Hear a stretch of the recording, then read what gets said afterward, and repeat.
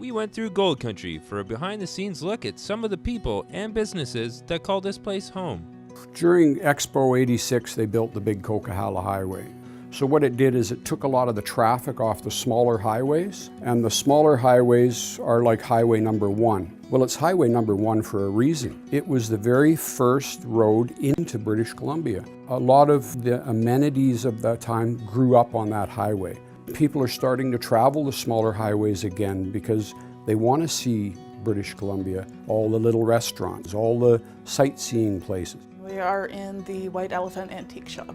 This building was the forestry building in Clinton, and it was moved to this site. It was on the other side of town, and it was then repurposed into an antique shop. Both my mother and I are collectors, or we were always collectors, and so this store became a way to expand the collection. You can only get it here in Cache Creek. It's the same menu. Some of our staff have been here for 30 years. It's the same people coming, and they're passing it on generation to generation. So somebody who came as a kid brought their kids, and now they're bringing their grandchildren. As a community, it's mostly outdoor. You're hunting, you're fishing.